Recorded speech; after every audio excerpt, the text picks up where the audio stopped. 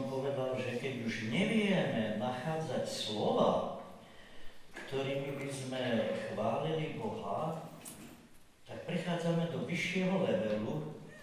Ja som ten vyšší level naznačil, áno, že to alebo vydávame rozličné zvuky. Viete, ako tie trávnice. Presne tak, tie trávnice, to je vyjadrením radosti, ktorá sa nedá vyjadriť slovami. To je radosť Boha, to je radosť práce, to je radosť zo života. A aby sme v tom umieraní celkom nejako nezostali, ako by úplne ním ochromení, tak aj my si potrebujeme takto pomáhať.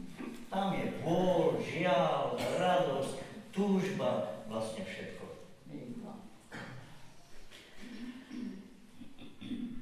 Tak. Otvorím si nahrávacie zariadenie, lebo Jarka nie, že by som mu nevedel, že on to nahráva, ale... Dvakrát.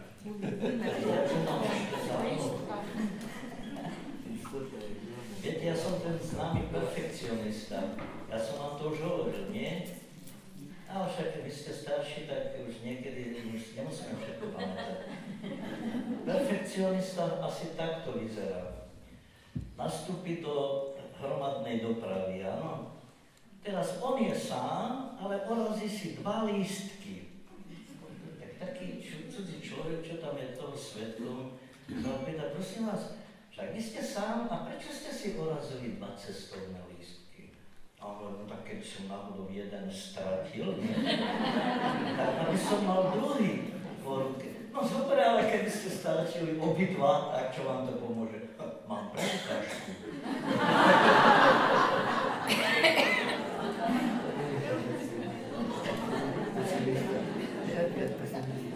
Takže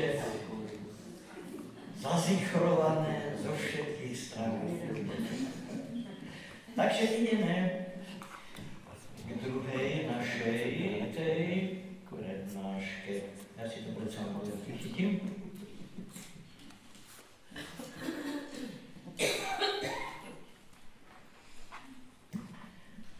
Ktorá má také 2 časti. V prvej časti sa budeme usilovať o vytvorenie vedomého návyku načúvať Kristovmu mlčaniu a z toho potom plynúcej snahy odpovedať na jeho mlčanie, na to mlčanlivé volanie, tak by sme aj povedali, ktoré sme začuli v jeho mlčaní. Na druhej časti tam sa pokúsime viac porozumieť Kristovej bolesti, jednak hľadiac na jeho postoj na kríži, ale taktiež skrze skúsenosť jeho nasledovníkov. Uvediem 2 príklady potom životné. Takže poďme najskôr tej prvej, načúvanie Kristovmu mlčaniu. Po tej sonde poctivého a Duchom Svätým inšpirovaného starozákonného kazateľa prejdeme k zamysleniu sa nad odpoveďou a úlohou, ktorá stojí pred nami. Prvým krokom, ktorý musíme urobiť, je vedome sa učiť načúvať Kristovmu mlčaniu. Áno? Čiže to musíme mať vedome v sebe zafixované ako našu úlohu, že nemôžeme to prehliadať, to Kristovo mlčanie. Čiže musíme vedome sa učiť načúvať Kristovmu mlčaniu.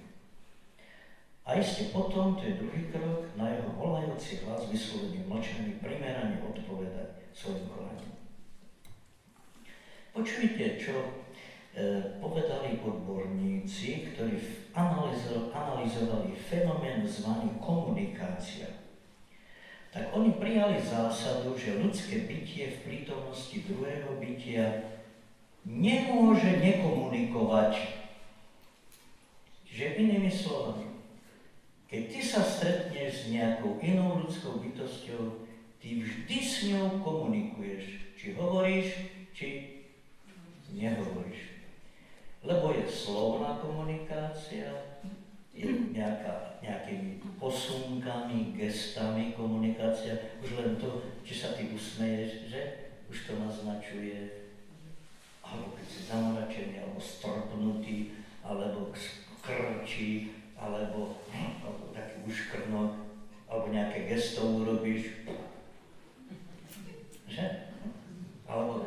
zamávaš rukou, alebo takto, to všetko je komunikácia, ale aj mlčanie.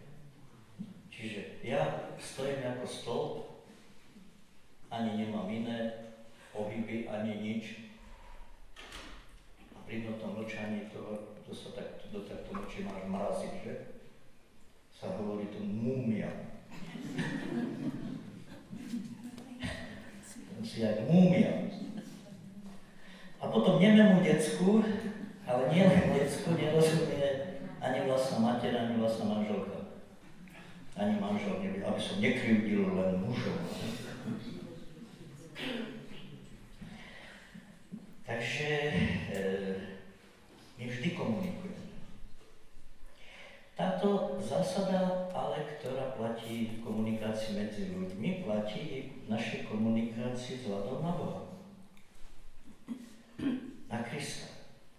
Aj on s ľuďmi komunikuje aj vtedy, keď mlčí. Čiže keď mlčal pred veľkňazom Synédriu, hovoril. Podobne svojim mlčaním, čo si hovoril, keď mlčal pred Herodesom či Pilátom, keď mlčal na Kalvárii. Kristus mlčal, ale bol plný aktivity, bol v jeho ohnisku tej aktivity. Majestát jeho osobnosti dominoval v jeho mlčaní. Ako som povedal, Kristovo mlčanie nás nabáda nielen k načúvaniu toho mlčania jeho, ale nabáda nás aj k odpovedi. Ako sa dopracujeme k najprimeranejšej odpovedi? Pôjdeme tou cestou, že si položíme otázku, kde Kristus mlčí teraz? Kde, alebo možno aj v kom? Aj teraz mlčí ako chudobný, bezmocný, zbavený všetkej úcty a dôstojnosti pred mocnými tohto sveta. Mlčí vo svojom mystickom tele, jeho mlčanlivú prítomnosť nájdeme v utrpení a volaní o pomoc, v tichom stone a vzdychaní chudobných, opustených a inak trpiacich ľudí súčasného sveta. Toto je tá Kristova mlčanlivosť, ktorej máme načúvať taktiež. Keď Boh mlčí v prítomnosti mnohorakej ľudskej biedy.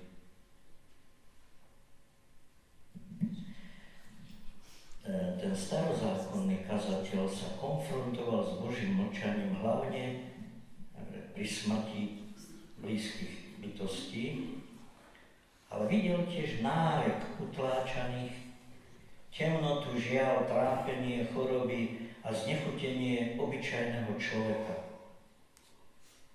Vypozoroval, ako spravodlivý hynie vo svojej spravodlivosti. Bol šokovaný, že Boh bol pritom. Však bol pritom ako mlčanlivý pozorovateľ, ktorý nekoná žiadnu nápravu. Kazateľ bol vystrašený mlčaním Boha, ktorý všetko tvorí. Jeho ani tak netrápila neprítomnosť Boha, čo ho trápilo, je, že Boh pri tom všetkom mlčí. Viete, tu by sme mohli si spomenúť aj na apoštolov na lodičke, nie? Ježiš je prítomný pri nich, keď spí. A preto mu robia výčitku. Tak nedbáš, že hynieme. Nie je tam napísané, že ty tu spíš. Ale nedbáš. Čiže je prítomný, ale akoby nezasahuje. Nechaj ich v tom štichu, ako sa hovorí. Mlčí. Kazateľ by sa pravdepodobne, ten jeden autor tu hovorí, že by sa pravdepodobne ešte viac trápil, keby bol vedel to, čo my, kresťania, vieme. Že Boh sám Ježišovi Kristovi sa stotožnil s utláčanými, áno? Veď čokoľvek ste urobili jednému z týchto mojich najmenších, mne ste urobili, alebo aj neurobili. Čiže Kristus sa stotožňuje snať zase poznámku. My často vysánkovávame toho Boha do neba, áno? Tak on išiel do neba, no potom keď ho celkom nevysánkovávame do neba, tak máme ho v Eucharistii, nie? Bohostánku. Žalom má mnoho podob ešte svojej prítomnosti v tomto svete. Jedno z nich je, a takou najzávažnejšou, je práve v tých blížnych, že? Však z čoho budeme skladať účty na súde? Pamätáte si, jak rozdielujú na ovce a capov? Že? Čiže láska bude. Kto si povedal, že my sa v tomto živote učíme jeden jediný predmet a tým predmetom je láska a z toho budeme skladať skúšky. Nič iné. Nič iné. Všetko ostatné bude aj zničené, len diela lásky pôjdu s nami na večnosť. Čiže mlčanlivosť Krista dnes hladí na nás tvári, hľadujúcich, prenasledovaných, detí chytaných po svete, aby slúžili na sexuálne orgie chlípnych ľudí. Videl som taký film Sound of Freedom, natočil ho ten herec, ktorý hral Krista v tom umúčení, kariéze, áno.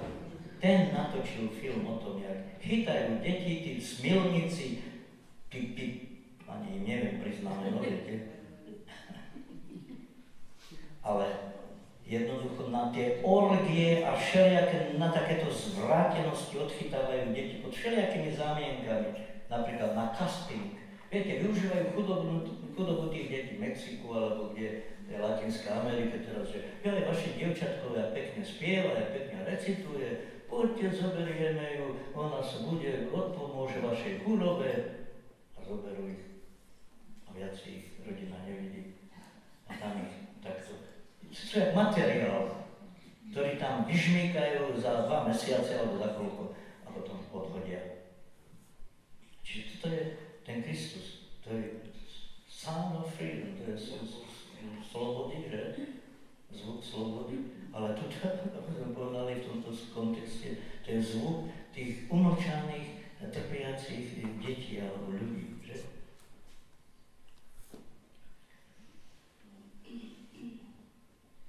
No a ozaj, a my sme volaní trošku odpovedať, že? Na túto ich vieru, že? Lebo niekto taký film ešte aj zosmiešný, viete, alebo povie, čo to sú konšpirácie, čo to ty. Lebo to útočí na mocných tohto sveta, viete. A tí mocní tohto sveta sa samozrejme bránia cez médiá, ktoré majú v rukách a tak ďalej. Tak umlčia takýto film. Takémuto filmu nedajú Nobelovú cenu alebo Oscara, že? Kdeže? Lebo to je do ich kšeftov, to prekáža im kšeftom zvráteným. Vidíte, jak som sa rozhodil? Ale aj to je odpoveď. Lebo svätý Augustín povedal, hnev vedie k nejakému konaniu. My hnev chápeme, len ako niečo riešime. Ja som sa nahneval a už sa idem z toho spovedať. Ale sa nespýtam, čomu ma ten hnev má vlastne nejako vyprovokovať alebo doviesť k akému konaniu.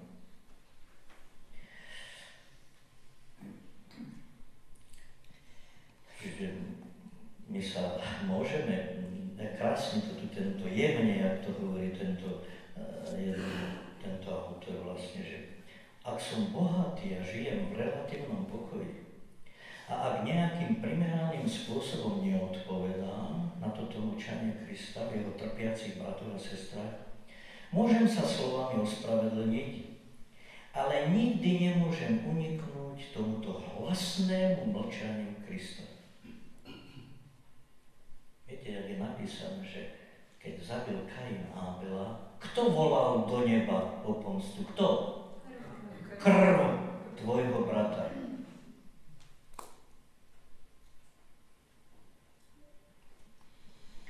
Mlčiaci Kristus je s nami každý deň.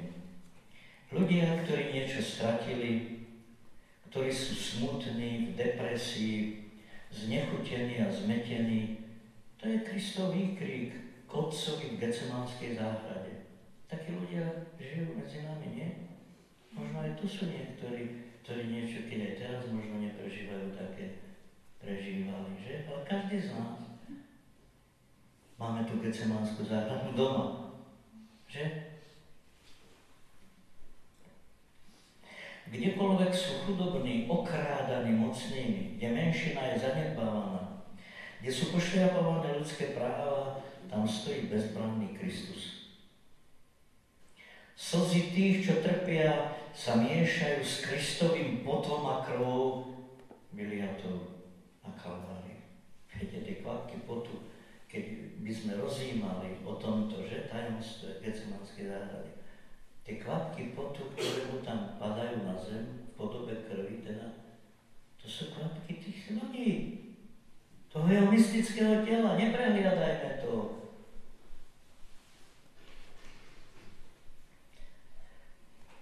Ak odídeme bližšie, ozaj počujeme ho hovoriť v tých ľuďoch, Otče môj, ak je možné, nech ma minie tento kalich. Bože môj, prečo si ma opustil? Také blízke, že? Veď Ježiš netrpí len za seba. To je zase omyl si myslieť, že to je príbeh nejakého jednotlivého človeka, kde si uprostred. Veď tá kvapôčka, to je jeden človečik, alebo ten jedno zrnko prachu medzi tým obrovským sahárským prachom alebo všetkým prachom tohoto sveta. Nie. Ježiš, to si ty. Ty, keď plačeš, to Ježiš plače.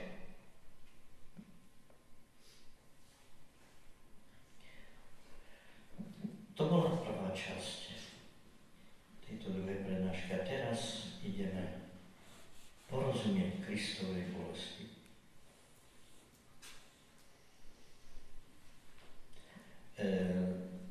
Dve udalosti z jeho života sa pozrieme na ne. Už spomínaná Getsemanská záhrada a potom kríž.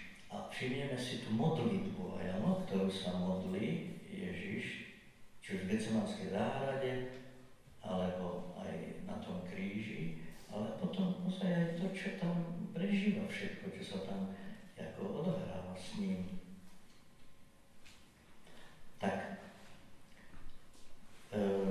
táto správa o utrpení a bolesti, ale i strachu z blížiaceho sa kríža a smrti na ňom, ktorú Ježiš zažil v Getsemanskej záhrade, tak budeme teraz z dvoch evanjeliových úryvkov budeme čítať Getsemanskú záhradu. Prvú podáva Marek, tam takto píše. Prišli na pozemok, ktorý sa volá Getsemani, a povedal svojim učeníkom, sadnite si tu, kým sa pomodlím.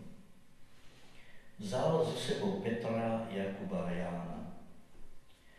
I doľahla na ňoho hrôza a úzkosť. Vtedy im povedal, moja duša je smutná až na smrť. Ostaňte tu a bdejte. Trocha odišiel, padol na zem a modlil sa, aby ho, ak je možné, minula táto hodina. Hovoril, Abba, Otče, tebe je všetko možné, vezmi odo mňa tento kalich, no nie čo ja chcem, ale čo ty. Keď sa vrátil, našiel ich spať i povedal Petrovi, Šimon, spíš? Ani hodinu si nemohol bdieť. Bdejte a modlite sa, aby ste neprišli do pokušenia. Duch je síce ochotný, ale telo slabé. znova odišiel a modlil sa tými istými slovami. A keď sa zasa vrátil, zasa ich našiel spať. Oči sa im zatvárajú od únavy a nevedeli, čo mu povedať.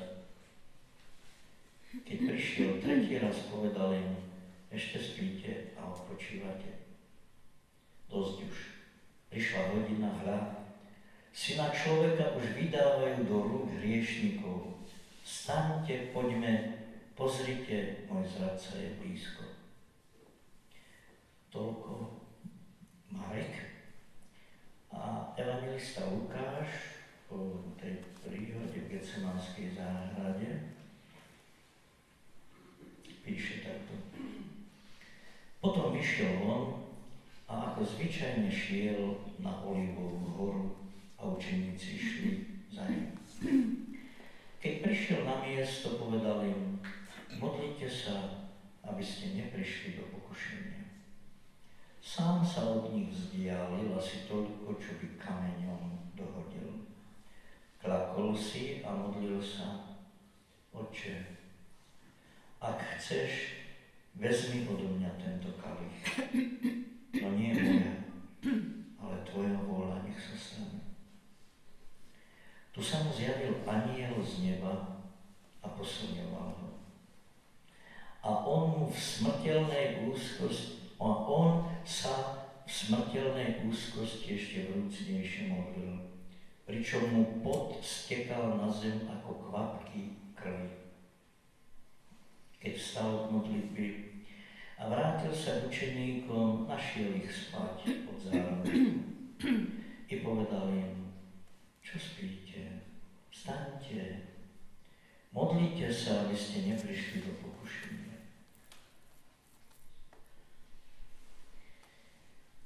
Toľko ten príbeh z tej Getsemanskej záhrady očami týchto dvoch evangelistov.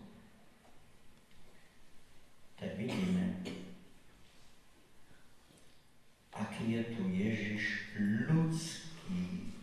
Áno.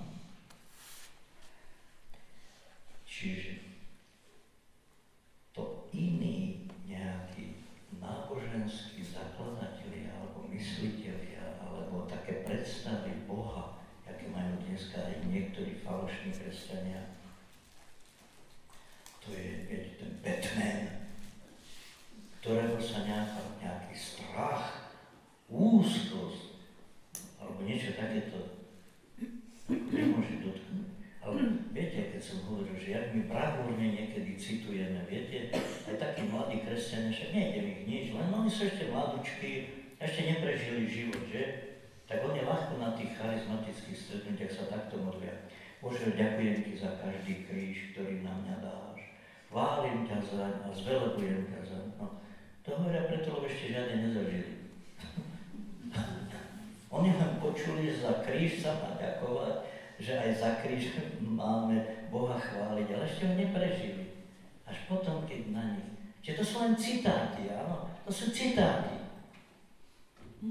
Kdeže ale tvrdosť života, keď dopadne na človeka.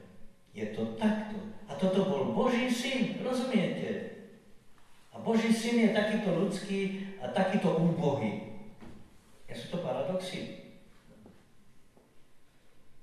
Že ale áno, čo by nám pomohlo, keby sa on správal bravúrne, že?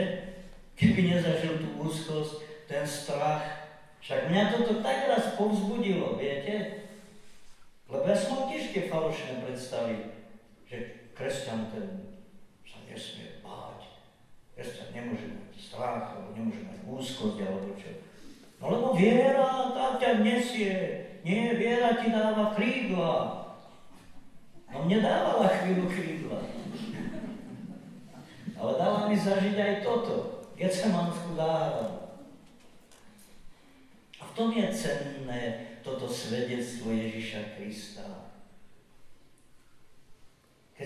Keď je tu vykreslený a skutočne sa doľahlo na ňo všetká ľudská bieda, lebo potom môže s nami súcitiť, nie? Tak to potom na jednom mieste hovorí aj z Hebrejom. Dokonca sa cez toto utrpenie naučil poslušnosti. Tak píše z Hebrejom. Ako človek. Že ako človek. Ten kríž ťa vycepuje. Že? Viete, keď sa to žito mláti, vycepuje, že? Tak tam to frká, že tam to pleví, to ako toto, aby to bolo vycepované toto žito z toho. To je dobré slovo, nie? Teraz ma Pán cepuje. Ocepováva. Prejdime k modlitbe na kríži. Evangelista Lukáš zachytáva taktiež posledné hodiny Ježišovho bolestného zápasu na kríži. Tak to píše. Bolo už okolo 12. hodiny a nastala tma po celej zemi až do 3. hodiny popoludní. Slnko sa zatmelo, chrámová opona sa roztrhla na poli a Ježiš zvolal mocným hlasom: Otče, do tvojich rúk porúčam svojho ducha. Po tých slovách vydýchol. Ale tomuto výroku, že odovzdávam, Otče, do tvojich rúk svojho ducha, predchádzala ešte iná modlitba. Viete, kto je? Bože môj, prečo si ma opustil? A to nie je len citácia 22. žalmu. Nie. To je existenciálny zážitok, ktorý Ježiš ako človek prežíval. Však sme videli, že ho opustili aj jeho učeníci v tej dráme Getsemanskej záhrady. A teraz pod krížom, no kto stál? Matka Jana, ešte ženy. Ženy sú na tom lepšie ako muži. Ale to je pravda.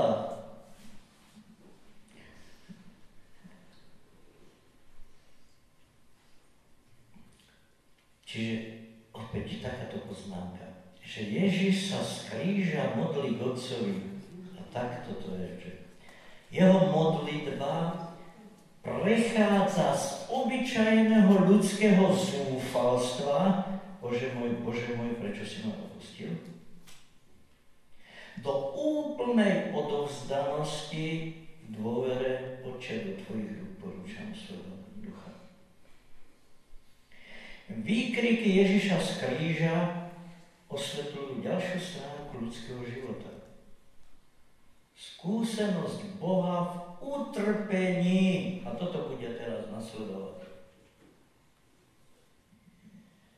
Čiže ty zažívaš na jednej strane tú opustenosť, dokonca aj od Boha môžeš zažívať. A potom ťa to cez taký oblúk všelijakých tých zápasov, Otče, tebe je možné všetko, ak chceš, môžeš odňať odo mňa, že? Vyjednávame s Pánom Bohom a Jakovi. Ale potom to vedie k tomu, odovzdávam sa do tvojich rúk. Lenže práve tuto je veľmi dôležitá skúsenosť, že tie výkriky Ježiša z kríža osvetľujú ďalšiu stránku ľudského života, a to je skúsenosť Boha v utrpení. Neviem, ako to bolo u vás, ale skutočne ja mám najlepšiu skúsenosť Boha paradoxne skrze moje utrpenie. V utrpení som najlepšie spoznával Boha. A jeho lásku, všetko dohromady.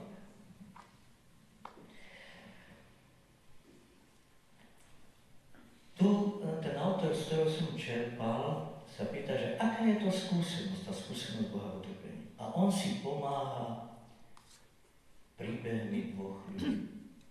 Ale takto hovorí, že tá skúsenosť Boha v utrpení je protirečiaca. Čiže akoby si zdánlivo protirečí, no lebo však není to škrípanie nejako protirečenie. My by sme skôr mysleli, že najdokonalejšie zažijem Boha v láske, nie keď prežívam jeho lásku. Ale tu sa hovorí, že najdokonalejším spôsobom Boha zažívam utrpení. Tak, jaká je tá skúsenosť? Tak poďme k tým ľuďom, ktorí zažili Boha v utrpení. A čo nám zanechali, aký odkaz? Áno, ten autor ešte tak hovorí, že zdá sa, že Boh je človeku najbližšie práve vtedy, keď si človek myslí, že Boh ho opustil. Paradoxy. Zdá sa, že Boh je človeku najbližšie práve vtedy, keď si človek myslí, že Boh ho opustil. Platnosť tohto výroku je potvrdená tými, ktorí získali túto skúsenosť zvláštnym spôsobom. No. Prvé meno je meno poľského kňaza Walter Čišek. Neviem, či si spomínate také meno nejaké? Nie, no za komunizmu ja niečo také sami mali. Dobre, ale ja čerpám z neho, takže z tohoto autora. Takže on bol poľským kňazom, ktorého odsúdili na 23 rokov väzenia.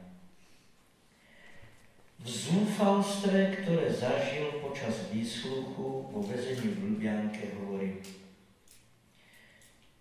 jedného dňa doľahla na mňa úplná tma. Možno to bolo spôsobené celkovým vyčerpaním, že som sa dostal do bodu zúfalstva. Uvedomil som si beznádejnosť svojej situácie. Bol som na konci svojich síl. Nevidel som nejaké východisko. Začal som si v pravdivom zmysle slova zúfať. Zmizla posledná nádej. Tak si predstavte takýto stav človeka. Veriaceho, kňaza. Z hĺbky svojho utrpenia sa tento kňaz obrátil k Bohu a prosil ho o osobitnú pomoc. Počas tejto modlitby si spomenul práve na už pred chvíľou čítanú agóniu Krista v Getsemanskej záhrade. A to mu prinieslo silu, novú silu a nádej. Skutočnosť, že Ježiš sám poznal pocit strachu a slabosti vo svojej ľudskej prirodzenosti, ho naplnila novým zmyslom pre lásku. Ježišové podriadenie sa Otcovej vôli ho inšpirovalo k jednoduchej a totálnej odovzdanosti. A tu sú jeho slova teraz autentické, citujem: akým nádherným pokladom, zdrojom sily a útechy sa mi odvtedy stala Kristova agónia v záhrade. Jasne som chápal, čo mám robiť. Nazvem to skúsenosťou obrátenia a priateľsky vám môžem prezradiť, že od tohto okamihu sa môj život zmenil. Toľko citát. Walter Čižek náhle porozumel, že musí sám seba opustiť a ponechať Božej vôli. Musí sám seba opustiť a ponechať Božej vôli. Prijatím ducha seba opustenia sa naučil niesť osamelosť, bolesť a mučenie s novou silou. Všetko zrazu bolo naplnené zmyslom. To seba opustenie. Svätý Pavol to hovorí na jednom mieste, že rezignovali sme na seba. Viete? Už sme ani nedúfali, že budeme žiť, čo nás tam prenasledovali a všelijaké tieto robili. No nič ti nepomôže, akože, Pane, prosím ťa, zmení túto situáciu, lebo my sa tak zvykneme modliť, nie? Aby ma nevodili na tie výsluchy nočné, aby mi dopriali spánku, zariad to nejako, vnúkni im do hlavy takéto myšlienky. Alebo v noči nie, oni ťa ďalej budia ťa v noci. Viete, ako robili aj s takýmito väzňami, nie? Ďalej ťa budia v noci, tam ťa vláčia, nedajú ti spať zámerne, aby ťa doviedli k zúfalstvu, aby ťa psychicky zlomili. Tak čo on robil? Opustil seba. No opustil seba, ale ako? Spolu s Kristom v jeho zúfalstve v Getsemanskej záhrade sa hodil do tej náruče Božej. Nie ako ja chcem, ale ako chceš ty, Bože. Iný človek je žena, Simona Vejlová. Ona bola židovka, ale v istom zmysle konvertovala na kresťanstvo. Ona sústavne trpela silnými bolestiami hlavy a hlbokými depresiami. Migrény bývajú často problémom žien, že viac ako mužov. Ona teda silnými bolestiami hlavy neustále a depresiami. Po čase pochopila zvláštny paradox. Všimnite si to slovo, protirečenie, paradox. To si dobre zapamätajte. Utrpenie samo o sebe nás spája s Božou láskou. Utrpenie samo o sebe nás spája s Božou láskou. Vysvetľuje to na príklade ukrižovania.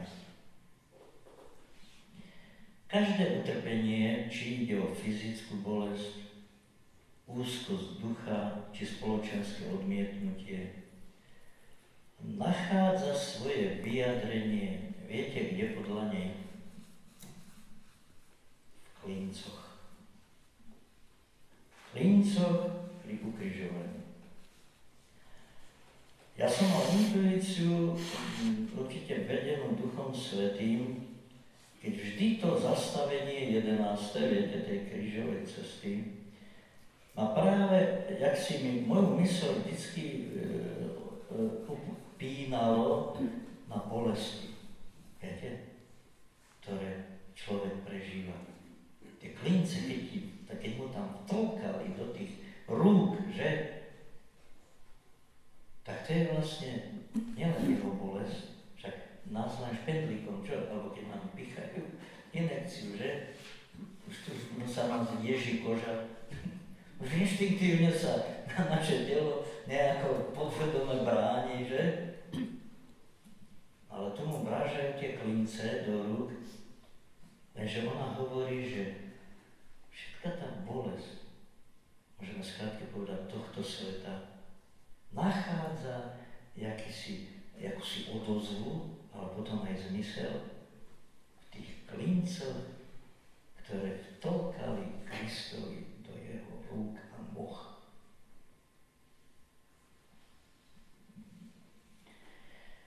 Všetka nezmernosť krajne brutálneho a slepého násilia je sústredená v nich. Všetka tá brutalita aj tohoto sveta, aj to násilie, všetko. Oni prenikajú dušu v jej strede, potrhujúc nekonečnú vzdialenosť tvora a Boha. A teraz tu je jej citát. Koho duša zostane obrátená k Bohu, kým ju zasahujú klince, čiže rozumiete ten duša, kým ju zasahujú klince Kristové. To neodtrhá od Krista. To sú klince Kristové. Tvoja bolesť, svoje trápenia. Ešte raz. Koho duša zostane obrátená k Bohu, kým ju zasahujú klince, nachádza samu seba pribitú v srdci vesmíru, ona hovorí. Ale počujte, aké srdce vesmíru. Je to naozaj srdce vesmíru, nie je to jeho stred. Je to mimo priestor a čas, je to v Bohu. Viete, že celý tento vesmír vytriskol z Boha, áno? Z z jeho milujúceho srdca, z jeho ohniska lásky. A celý tento vesmír, aj tie fyzikálne zákony a všetko, čo tu v tom svete je, čiže stred vesmíru siaha do toho Božieho srdca. A tie klince, ktoré ti sú pribíjané v čase nejakej bolesti, utrpenia a tak ďalej, vlastne ťa jak nejaký vír vcucnú alebo vcucávajú až do tých hlbín toho stredu vesmíru a tým je Božie srdce. Čiže ide ozaj o iný rozmer, ktorý nepatrí ani priestoru, ani času, kde klince ozaj prerazili celým stvorenstvom, akoby hrubým závojom, ktorý oddeluje dušu od Boha. Čiže my sa tým dostávame skutočne do iného časopriestoru. No lebo sa spájaš s Bohom, že? Ktorý tu bol pred 2000 rokmi, že? A ty sa s ním spájaš, lebo prežívaš tú istú bolesť, nehovoríme o intenzite, ale prežívaš tú bolesť, ktorú prežíval aj on, ktorú prežíval aj za teba, že? A ty sa s ním spájaš. A preto má tvoje utrpenie zase takú nekonečnú tiež hodnotu. Veď si predstavte, keď svätý Pavol dokáže povedať, že my svojim utrpením doplňame čo? Čo? To, čo chýba Kristovu utrpeniu, ako mu môže niečo chýbať? No ale chýba, lebo celý Kristus je Ježiš z Nazareta a aj my, hlava a telo. Čiže celý Kristus to nie je len Ježiš z Nazareta, ale to je hlava a telo. Vidíte, ako teológu ťažko vám to ja prednášam a vy prikyvujete, ako keby ste tomu rozumeli. Toto je niečo úžasné. Tak keby Duch Svätý tu na nás zostúpil a nás tu pomazával a vyučoval v takejto náročnej teológii. Vidíte, ale keď sa dvaja alebo traja zhromaždia v mojom mene, nie? A vy ste tu zúčastnené, vy ste tu není, že teraz rozmýšľate tam o sliepkach, vy tu na mňa hľadíte, niekto by povedal, že vy ma si idete uhranúť svojím pohľadom a neviem, akú uhlikárku by som musel tu žiadať o pomoc. A ste úžasní. Takže vidíte, aké veľké veci sa dejú v našich životoch. Viete, na 5. postnú nedeľu sa kríže zakrývajú, že fialovou rúškom. Lebo kríž je obrovským tajomstvom. Ale vidíte zase, ako sa nám, kresťanom, to tajomstvo utrpenia a bolesti predsa len trošku podhaluje, že? A to v Kristovi Ježišovi nachádza predsa len nejaký zmysel. Čiže my sme už od toho kazateľa trošku preskočili, že? Áno, ale tak, jak hovorím, aby to bolo vyvážené, Boh dopúšťa na nás aj tú márnosť, že toho zážitku, tej márnosti života na to všetko. Toto je úžasná dráma. To keby nevymyslel Boh, tak jednoducho to je kýč jeden odporný naozaj, jak sú dnešné všelijaké tie divadelné hry, alebo čo tie dnešné.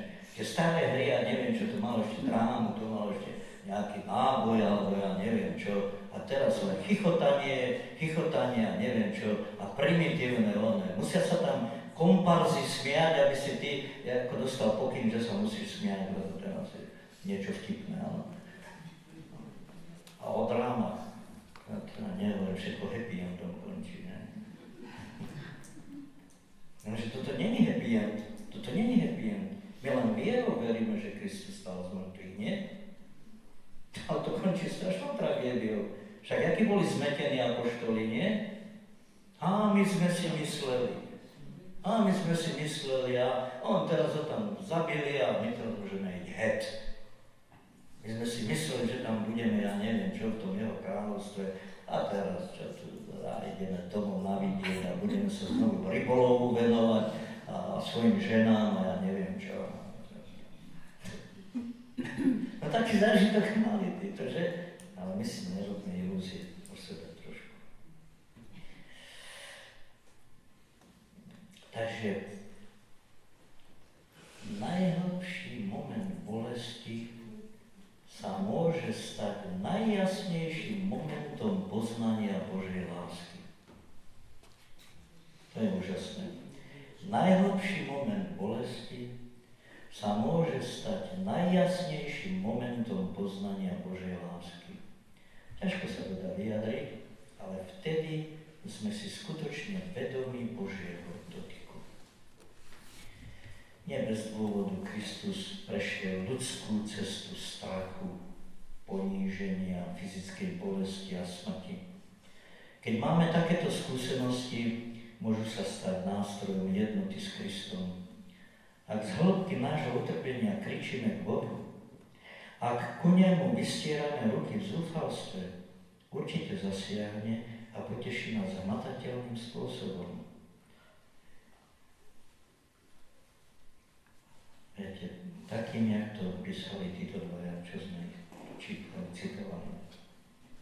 Postupne nám bude dávať silu a pokoj mysle, aby sme niesli svoj kríž s láskou. Svätý Pavol, ktorý tiež zažil toto všetko, píše liste Rimanom.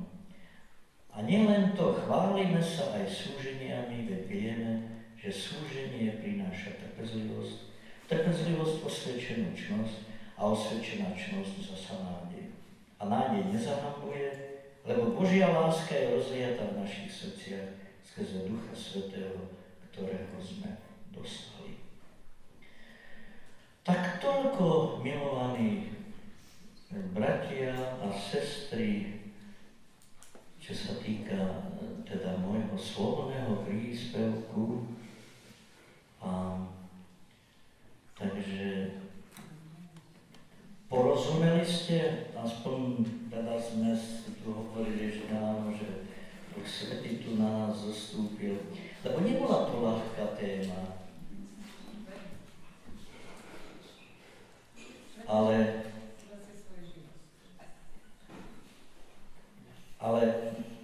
je to téma, ktorá sa týka našich životov, každého z nás. Pravda, to mi dáte za pravdu. Tak nech je teda zvelebený Pán. A teraz po tejto časti, teda týchto dvoch prednášok, sa zasa odoberieme potom do kostola a tam o nejakú 4 hodinu alebo koľko by sme mali potom adoráciu a takú záverečnú.